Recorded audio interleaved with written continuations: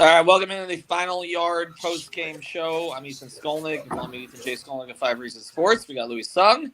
We got Eric Wadicki. We got Chris Early. And we're going to sum up what just happened here. Miami Dolphins lose 21-14 in Germany, fall behind 21-0 at the half.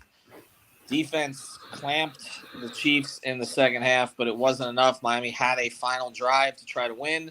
Their last 4 plays, 0 yards, 0 yards, 0 yards, and I think the last one was minus 12 or something along those lines where Tua had to cover up on a bad snap. Opportunity to win there at the end, which I guess you would have taken, but it's the way that they got there that we're going to get into today. And I think the way to organize this, the best way we can is let's go through the people who were involved in this game. Okay, let's go through them. Obviously, we'll take comments here in the chat, but let's evaluate various players who contributed to this one way or another. So we always start here with the quarterback, 21 of 34, 193, 1 touchdown for Tua, 87 rating, no interceptions, but missed the throw on that last drive. I'm not really sure what happened there on the third down. That was a weird one. What did you think of his play overall, Louis? I mean, his play overall, there were some times where he looked like the Tua that we're used to, and then there were times where he looked like the game was too big for him.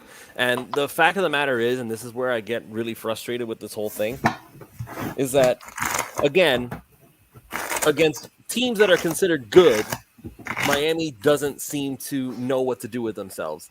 It seems to me, and this is where there's a lot of frustration on my part, because I feel like I'm watching Patrick Mahomes, right? And it's not a matter of who's more accurate, who's got greater arm strength, or who's got better instincts, or anything like that. There is an extra dimension to Patrick Mahomes' game that Tua doesn't or will not utilize. How many times did Patrick Mahomes take off and run, and whenever it looked like the chips were down and he wasn't going to find anybody? And Tua did that a couple of times today, kind of, but it's like for Mahomes, it's just a part of his game. It's like, oh, I'm just going to run it now because I feel like it. With Tua, it's more like the only reason I'm throwing it or running it is because I can't find anybody. And that's a problem for me. I feel like at this point, we need to add that extra dimension to the game, with Tua's game specifically. He needs to run. He needs to run. And I don't know. I don't care how many people try to toast me for it on Twitter. I don't care if I get ratioed or whatever nonsense you want to go on. You need to have a quarterback who can and will run at the drop of a hat at any given moment in order to have long-term success in the NFL. Mahomes does it. Lamar Jackson does it. Almost all the successful quarterbacks right now take off and run whenever they feel like it. And so with Tua, I know that we're playing this, oh, he's trying to stay healthy. Those were some of the comments that were being made to me. People, they're talking to me about Tua's trying to stay healthy. And what's your point? So the goal to in order to keep Tua healthy, you have to take away a dimension of football that is so important in today's modern day NFL that you refuse to let him do it. Tua needs to learn. Tua needs to run more. You know what I thought was a little odd about some of his dropbacks today? There was a lot of that spin move to kind of go nowhere, and a lot of times he's running right and then a spin move, and it's against where his arm is basically. And I thought it shortened the field for him sometimes. But even with that, like I said, he had some throws. This was a weird Tyreek Hill game. So maybe we'll combine the two of them here a little bit, Eric. He made some plays in the second half. The one obviously the fumble was a huge turning point type play. But I mean, let's just focus on one play specifically. Like for instance, the throw that Tua makes to Hill over the middle of the field. Hill's open. We talk about Tua's arm strength. He drilled that thing. It was a little bit behind him. Where do you come down on that play? Because I feel like that informs other stuff that happened today. I tend to put that one squarely on Tyreek Hill, only because we've seen him make that catch 100 times before. We've seen that exact play happen again and again. Tyreek Hill makes that catch. The best receiver in football makes that catch. And it's really as simple as that. That one's on Tyreek. Overall he had a pretty bad day today, especially by his standards. Yeah, I thought so too, particularly considering that Waddle was not really 100%. I mean, you could tell even when he came back in the game and then, had that little reverse or ran it to the outside. He came up hobbling a little bit. I want to talk about the defense as we go forward here, but Chris, your overall view on an offense that couldn't score in the first half, got some opportunities in the second half, did some things better. Mostert running between the tackles seemed to be working better than them trying all these edge runs. What did you think was off with the offense today? Well, it starts with penalties. You can't shoot yourself in the foot with holding calls, with procedural penalties. The intentional grounding, in my opinion, was kind of questionable because I thought Mostert was in the area. But either way, you just can't, this is a very good defense. You can't put yourself in third and a mile like they were constantly doing. That might work against the really bad teams. That doesn't work against the good teams. So if they can clean that kind of things up, and granted they had two backup offensive linemen in the game, but still you've got to get that kind of stuff cleaned up. You've got to play mistake-free football, particularly in a game like this. The defense did their part. You can't keep stumbling over your own feet like that. And that seems like that's how the first half was. They didn't get any momentum because it was constant. They might get a play and then it's backed up. Might get a play and then it's backed up. And then the outside runs just aren't working right now. I don't know if it's the offensive linemen aren't hitting their spots, if the tight ends aren't blocking. I don't have the answer to that, but the wide runs just don't seem to have the same pop that they did earlier in the season. And maybe when Achane comes back and we get that speed to the outside, a little more of that, that will help. But against this team, I thought they should have ran the ball up the middle a little more. And when they did, they seemed to have success. Yeah, they got to that in the second half. A lot. I think first 7 third downs, they didn't convert in this game, and a lot of them were 8 yards or more, which they seem to have this problem on second. You mentioned getting behind the sticks because of the penalties and then the second down calls. I thought Mike figured some things out in the second half that, again, I give him credit for staying with the run when he did. Let's focus on that last drive here a little bit and that last sequence of 4 downs in particular, because they had the game in front of them, even though they burned a timeout early in the half, which I always hate when they have to do that. But they still had the 2 timeouts. They had plenty of time. Like he could have continued to run the ball between the tackles. There's a lot of things he could have done there. 4 straight plays that just really went nowhere. You had, for all the problems they had in this game, they were literally right there at the end. And it's clutch situation there. They didn't make it happen. Lewis, what were your thoughts on what happened there? Those last 4 plays. I'll give them to you again just for people who don't remember them here. I'm just calling them up as we speak. But essentially, the Mostert run, 25 yards. It started at 25, 2:27 left, 2 timeouts. Mostert run, 25 yards, 2-minute warning. Mostert run off left tackle, 19 yards. So 44 yards on 2 plays on the ground. Then the pass incomplete to Waddle, the pass incomplete to Wilson, which was the duck that Tua threw. Was he hit? I got to watch it back. And then the bad snap. I'm sorry. First there was the incomplete pass to Mostert, which Tua probably shouldn't even have thrown that one. That one was nearly picked, and then it kind of went through Mostert's hands. Your thought on those last 4 plays? Because everything else we're talking about, none of it matters if they convert there. I mean, I'll just go ahead and say this. I feel like there was a lot of miscommunication on that whole thing. It looked like Cedric Wilson was going for the end zone. Tua looked like he was throwing up a lob trying to get maybe a first down or something like that, because that seems like it doesn't make sense for Tua to just throw up a duck when he has Cedric Wilson going down the field like that. That looked like Tua just was trying to, like, they were not on the same page on that play. That's what ultimately happened there. As far as Raheem Mostert, like, the dude was running the football awesome.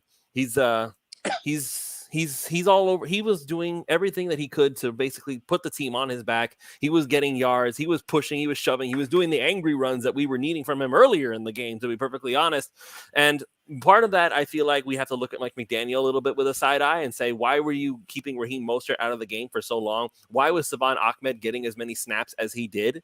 That doesn't make a whole lot of sense to me either. There's nothing that Savon Ahmed can do. Being full disclosure, there's nothing that Raheem Mostert can't do that Savon Ahmed can. So I'm trying to figure out why Ahmed was getting so many snaps. And if not Ahmed, at the very least, why would you? The only reason I can figure you don't want Jeff Wilson on there is because he made a mistake earlier in the game too. So the whole series there didn't make a whole lot of sense to me. There was no slant across the middle to Tyreek or anything like that when that had been working pretty much the entire game. They were trying to play the outside so often. But the real story here, as far as offense here, so the real story on offense here is that the Dolphins, whenever they face a team that's physical, that's bigger, stronger than they are, they crumble. Only in cartoons does speed beat power on a regular basis. For real. That's the sad reality of life. If you run into a dude who's bigger than you, who's stronger than you, who can take more hits than you, who can overpower you, is like, go in any real world situation. I don't care how fast you are, you're going to lose that fight. And that's what the Dolphins are right now. They have to find a way to get more physical when the time comes, because until then, every team that plays to punch you in the mouth is going to do just that to Miami. Let me counter a little bit here. And I understand what you're saying, but I'm going to go over some numbers, okay, of this game. And, again, you're playing against a team that represented, the Super Bowl champion, is a favorite to potentially represent the AFC in the Super Bowl again. So here are the overall numbers of this game, okay? And I mean, you really, if you, sorry, let me turn this down because unfortunately ESPN always turns this on me. But so you're talking about, again, a team like that. First downs, Miami 20, Kansas City 16. Passing first downs, 11. Rushing first downs, 6 for Miami, 4 for Kansas City. Total plays, 58 for Miami. That picked up a lot late. 56 for the Chiefs. Total yards, 292 for Miami, 267 for the Chiefs. Total yards, average yards per play, 5.0 for Miami, 4.8 for the Chiefs. Passing yards net, 175 for Miami, 174 for the Chiefs. Rushing yards net, 117 for Miami, 93 for the Chiefs. You start to look at some of these numbers, even the penalties. We talk about the penalties, 69 penalty yards for Kansas City, 45 for Miami. Red zone, again, they only got to the red zone once, which is one of the issues here. Time of possession, 30 minutes for Miami, 30 minutes for Kansas City. Eric, I look at all that, and I'm like, okay, this came down to Tyreek Hill fumbling the ball. Ultimately. Yeah, I mean, it's just one of those things, and just to kind of reiterate kind of what you were saying there, I don't think that it was because the Dolphins are a soft football team necessarily. I think it's because that they chose not to be physical in this football game. You give Raheem Mostert 3 carries in the first half. Mm-hmm. There's a lot more of that east to west play design going on that just, for some reason or another, hasn't been working. But then when they line up, they get into that I formation, and they decide to run between the tackles. It's effective in the second half.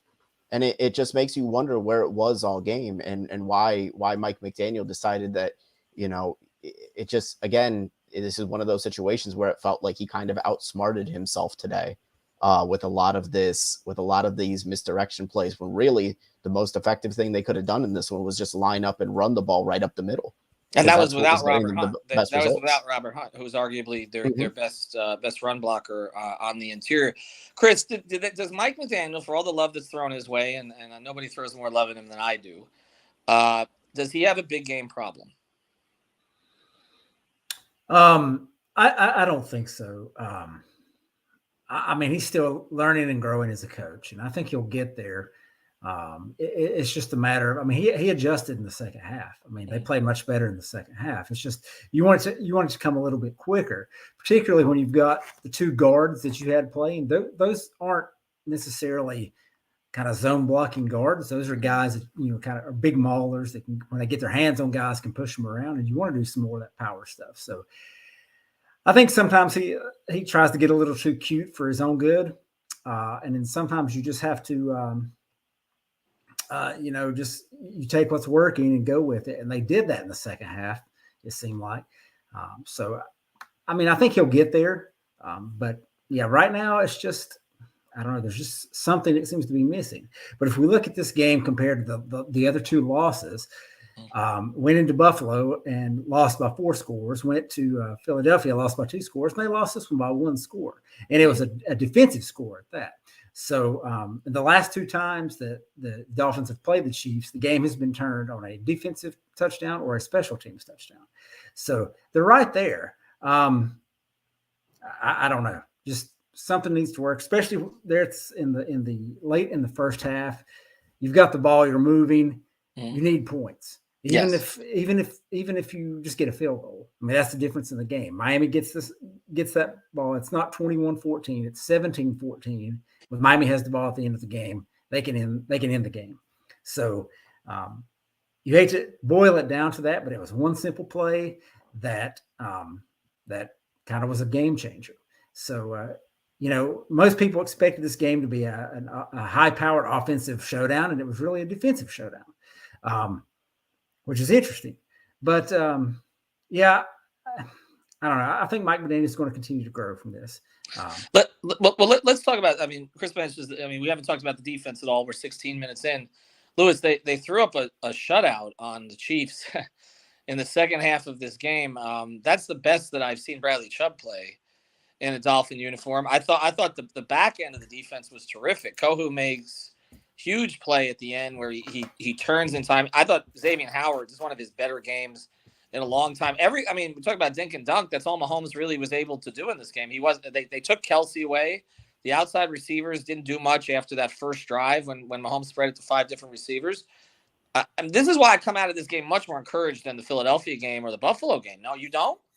I'm not encouraged. No, not by the team. The defense, absolutely. I'm very happy with how the defense played. They did something incredible against Patrick Mahomes. They basically, like you said, they shut him out in the second half, but that just makes me even angrier because the offense should have been able to do something. This is considered an offense that is considered the greatest show on turf, the number 1 rated offense in the NFL. And we can't even we can't have any level of execution for just one drive. We just need one drive to go correctly. And I know that Duke's pointing out plays that, yes, this is game changing.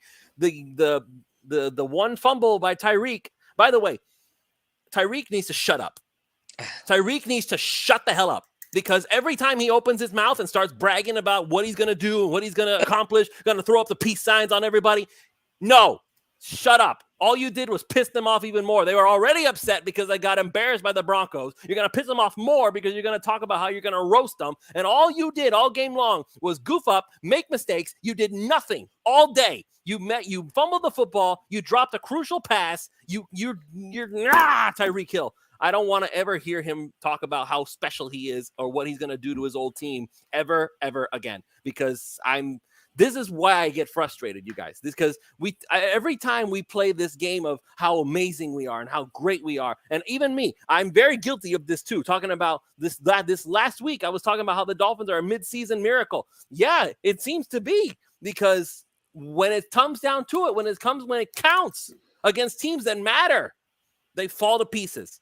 And that's where my frustration is. And I know we want to talk about defense. I know we want to be positive right now. I understand that you're trying to go that direction, Ethan. I'm going to, in the next part, I'll try to talk about defense. But this is about the offense. And this is about the fact that the offense is wonderful when everything's perfect, perfect timing, perfect execution, perfect everything. It's a thing of beauty when that's happening. But this is why I say being physical matters, especially against these Dolphins. And I see people talking about how I've only played flag football. I actually haven't done that. So why don't you go and kick rocks there?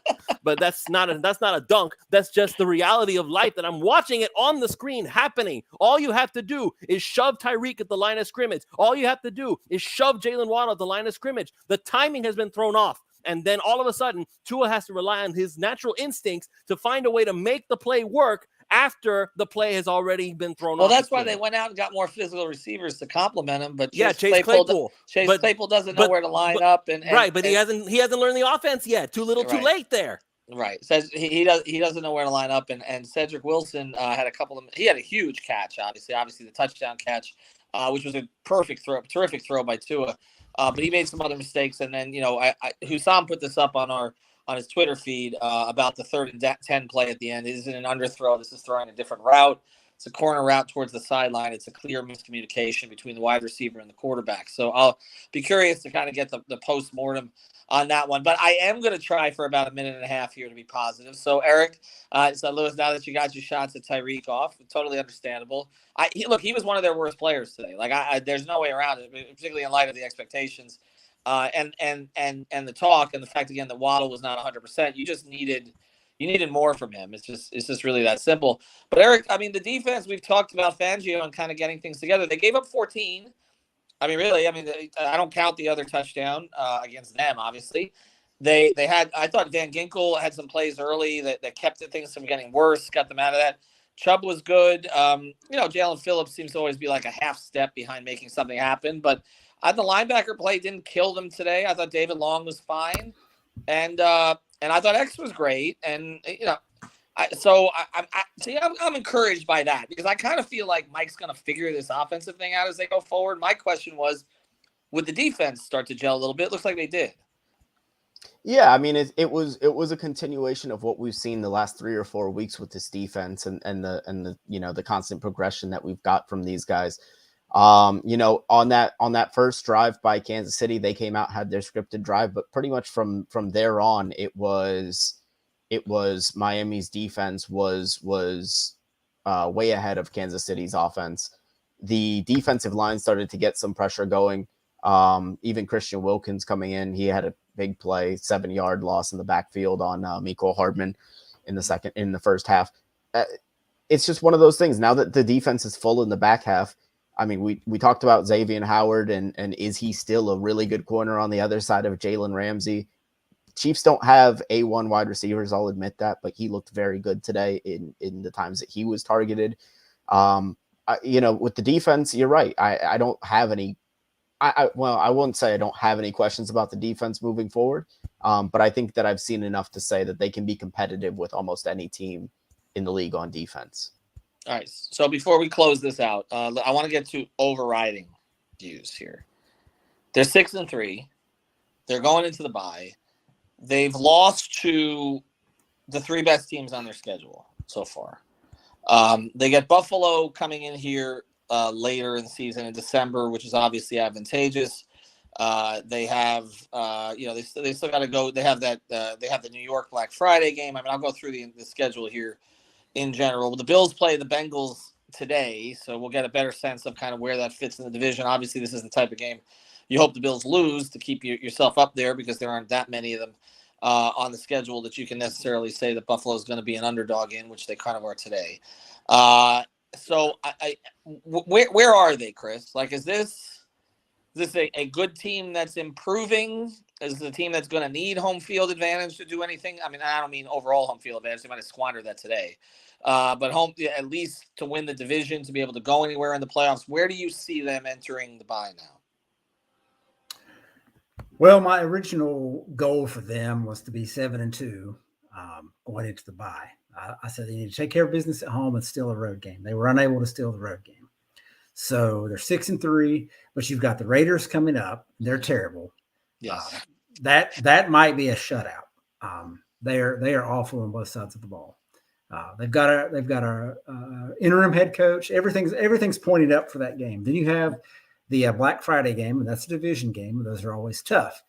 But then if you assume for a moment that the Dolphins are a better team than the Jets and that they can get those wins, you've got a 5-game stretch that you can get 5 wins. Yeah. And that's 11-3.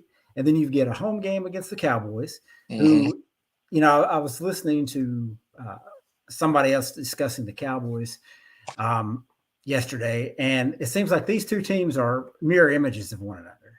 They're really good against bad teams. They struggle against good teams, and it's going to be interesting to see what Dallas does today against the Eagles. If they go out and get shellacked like they did against the 49ers, you can kind of see a parallel there. But you get them at home. This is the first tough game that they've had that's not on the road. So you've got a chance to go into that last stretch of games, the final 3 tough games, possibly with 11 wins already in the bank. And that should be enough to get you in the playoffs. As far as this team needing to be at home, I would think you want to be at home. Miami's really good at home. They're scoring a ton at home.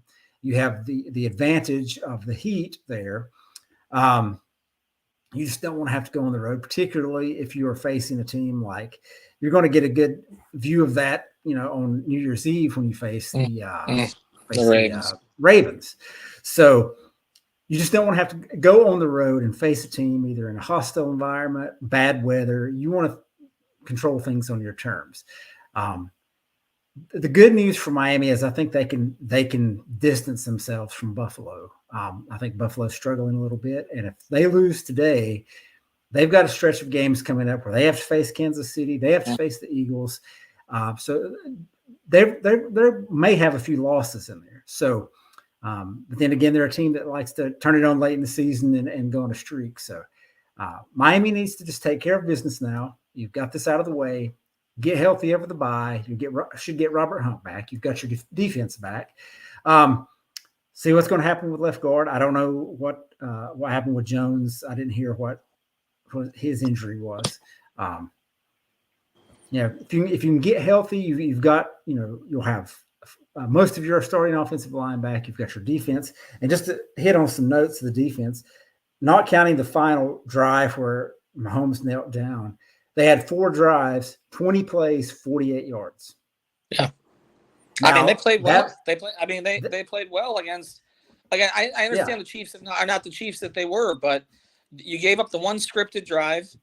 There was one more drive towards the end of the half, and that was really it. Like, I mean, they didn't give up much. But Chris, to your point, it's good as I'm looking here at the schedule here.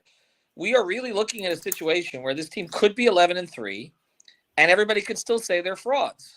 Like, this is because, like, they're going to be heavily favored in these next 5 games, except maybe the game in New York. But they'll be favorites, I would think. But the Raiders, they're going to be 9.5-point favorites at home, something along those lines.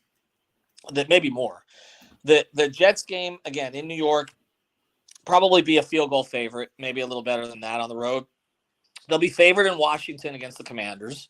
They'll be favored against Tennessee at home for sure. We don't even know who the quarterback of Tennessee will be at that point. You assume it'll be the rookie, but we'll see. And then you get the Jets at home. They'll be favored there. So you're right. Going into those last 3, Dallas at Baltimore, Buffalo at home. I said 11-6 before the season. They're going to be 11-3 most likely. And then everybody's going to be expecting them to drop the last 3 games because they're going to go up a level in competition again. So go ahead, Chris. I was going to say, you've got 2 of those at home, though. Yeah. So they face the Bills on the road. They face the Eagles on the road. They face the Chiefs on the road. They've not faced anybody good at home yet. Yeah. So road games are always tough in the NFL. And when you look at this game, and yes, it's a neutral site game, and it may be a different story in Arrowhead. It was not a neutral site, Duke. It was not. Well, but still, it's not. I mean, they had to travel too, so it's not the same home field advantage.